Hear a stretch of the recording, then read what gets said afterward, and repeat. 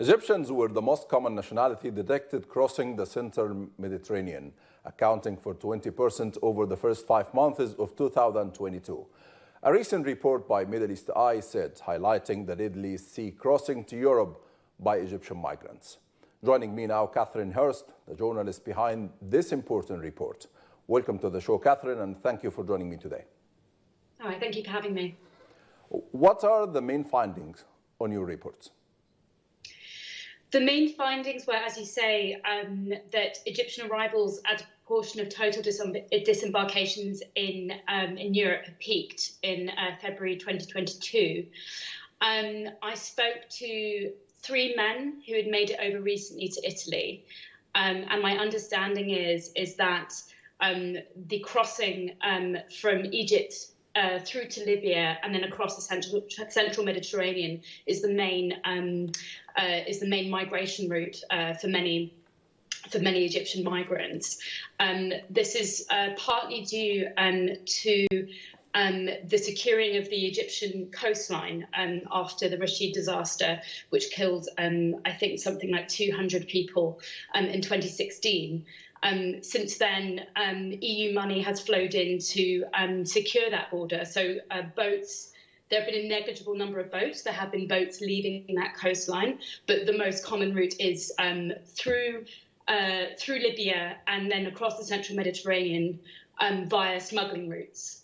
And according to your finding, why did Egyptians risk their lives for such a deadly journey?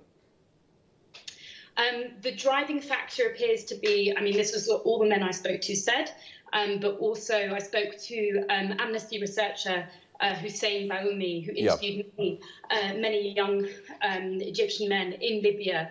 But the driving factor appears to be a terrible cost of living crisis that President Sisi has described the worst in a century and has plunged an estimated 60 million Egyptians into poverty.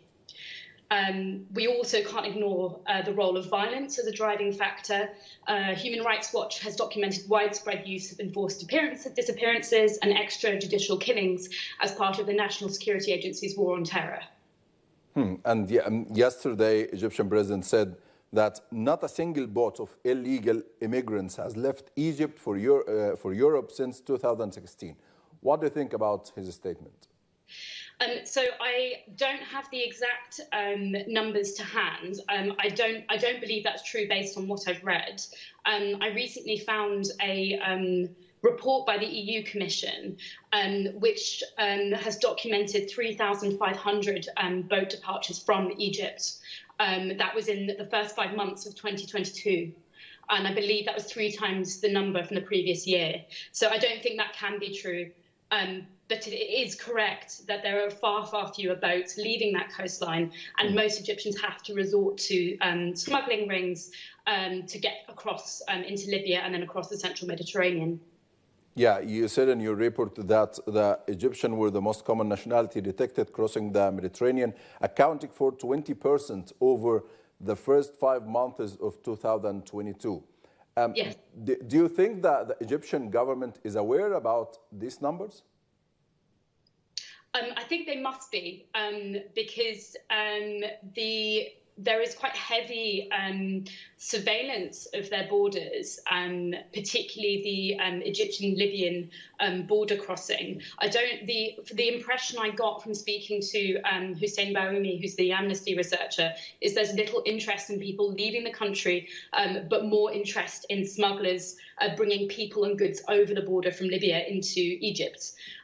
So there's been quite heavy surveillance and militarization of those borders. There was a report by a French investigative site called Disclose, which revealed the role of French aerial surveillance in enabling deadly airstrikes on civilians on the Egyptian-Libyan border.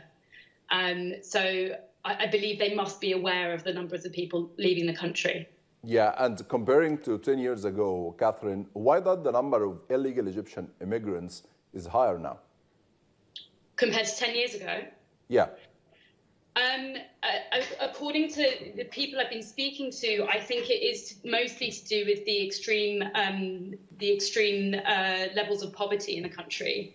All three men that I spoke to left because they just couldn't make a living.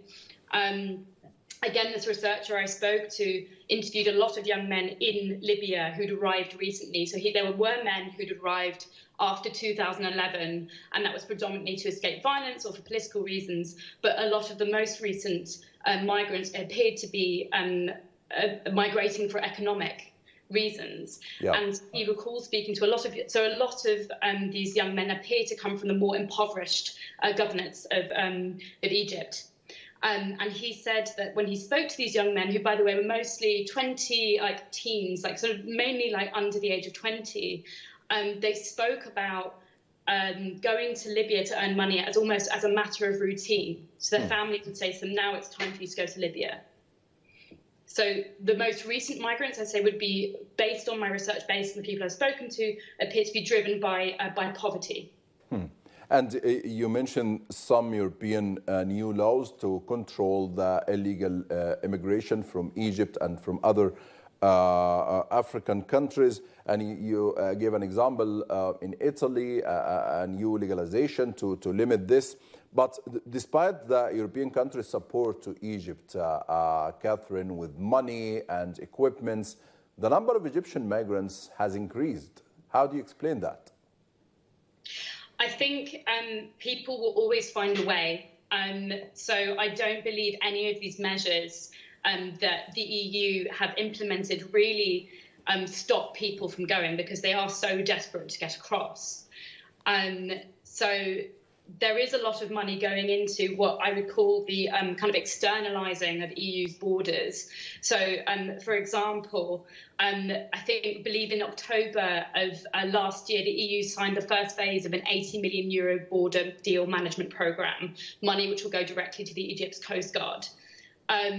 So despite all of this, I think people do find a way, and they find a way through desperation, but also smuggling networks. I believe these measures don't stop migration because people are desperate. They just merely make these migration routes much, much more dangerous. The central Mediterranean is the deadliest border in the world, and it's claimed the lives of something like 24,000 migrants. So I believe rather than stopping migration, this EU money and these laws actually make people's lives more endangered while taking the route. Yeah, and with or without European countries' support, do you think Egypt can stop and deal with these waves of illegal immigration? No, well, I don't believe it is. I don't believe so. But it depends, like, sort of what they're interested in. As I mentioned before, there's much less interest in people actually stopping people leaving the country than there is from people coming into the country. I think also Egypt's interests in securing particularly its coastline are political, and it's a means of seeking political legitimacy with the EU and approval for its authoritarian regime. Because actually prior to 2016, there was almost no interest. They had no search and rescue missions, for example, prior to the Rashid disaster. Most of that was done by fishermen.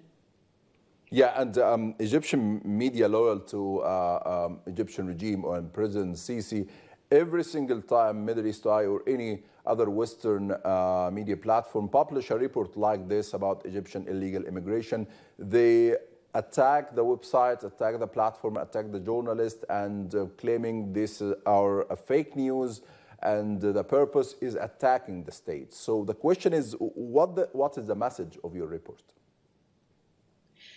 The message of my report is that the situation in Egypt is dire. A lot of that is to do with authoritarian rule, but also to do with dire poverty. And that people are finding any way out, and that all these measures will not stop people doing that, but will make their lives more endangered, will make that route much, much more dangerous. So any attempts, I think, My main message actually is that the EU has a huge responsibility for this. They have a huge responsibility for the number of people dying in the Mediterranean, and they have a responsibility for all the lives that are lost along the way from Egypt and endangered along the way from Egypt to Europe. Yeah, and my final question, you interviewed many Egyptians during your report and investigation. Which cases affect you the most? For this particular report? Yeah. I think it was, I interviewed sort of 3 men together. I have done a lot of reporting on the central Mediterranean, and I think it's what always strikes me is the immense bravery. Yeah.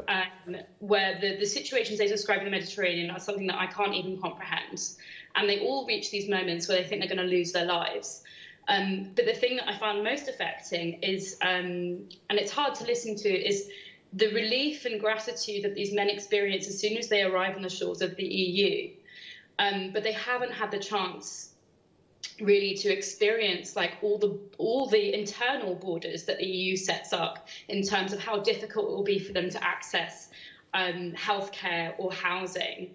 It's just that it's immense sense of relief and gratitude to a country that's doing it, the EU, who's doing their best to actually keep them out.